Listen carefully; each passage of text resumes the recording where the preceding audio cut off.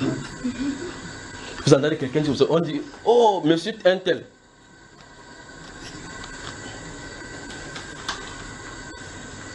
Priez pour un des riches milliardaires de ce pays parce qu'il en est de, le voilà qu'il en est de parti. Il fait dans la brasse. Vous savez ce que vous buvez ou soulez là. Il est là devant, le voilà devant en train de partir. Donc vous dites, cette personne-ci, il fait dans tel domaine. Monsieur, votre société a brûlé. Première fois, tu entends le téléphone, tu me parles là. Arrêtez là. Sa vie était où, frère? Sa vie était là-bas. Donc il a entendu, il dit que donc toute ma vie a été ruinée. Et vous entendez la confession. Il dit que donc toute ma vie, j'ai travaillé toute ma vie pour rien. Ces confessions, je devais les pousser à comprendre effectivement que l'homme travaille sur la terre pour des vanités. Le Salomon est resté comme ça, il a regardé. Il dit, il voit vraiment comment, à quelle vanité Dieu a soumis le Fils de l'homme. Dieu a soumis à la vanité. Vous sortez le matin.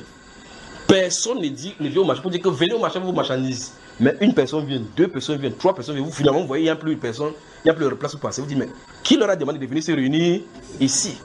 Le soir, personne ne dit à personne de rentrer. Chacun rentre. Vous allez dans le même marché, c'est vide. Le matin, on n'a pas écrit rendez-vous à matin à telle heure. Vous voyez seulement, ils sont pleins.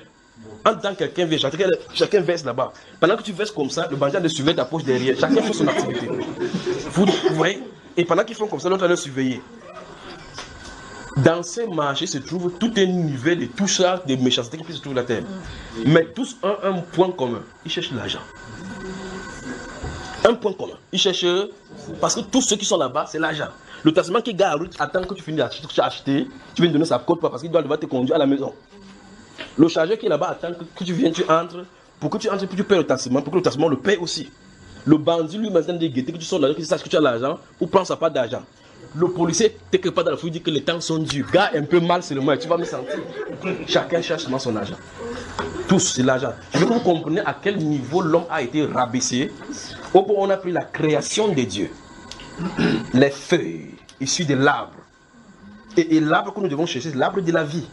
De cet arbre-là, on fabrique un papier, le même papier que vous pouvez brûler.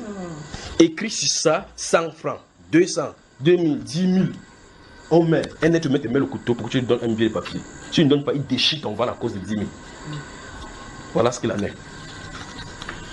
À cette feuille qu'il est convenu qu'on appelle moyen d'échange, il suffit que quelqu'un montre au pouvoir et dit que cet argent, ça ne vaut plus rien, que tu aies des candidats à la maison, ça ne sert absolument plus à rien.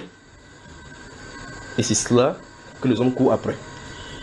L'essentiel entre les hommes, c'est-à-dire que la puissance de l'amour, la fraternité, encore.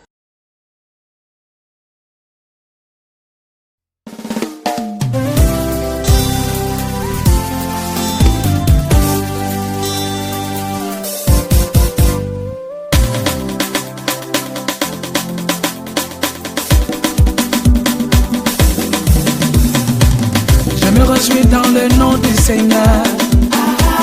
Je me confie dans la grandeur de son nom. Je lève les mains dans les yeux élevés. Je chanterai à la gloire de sa majesté. Joseph Kajide Fosso, l'industriel et homme d'affaires camerounais, est décédé.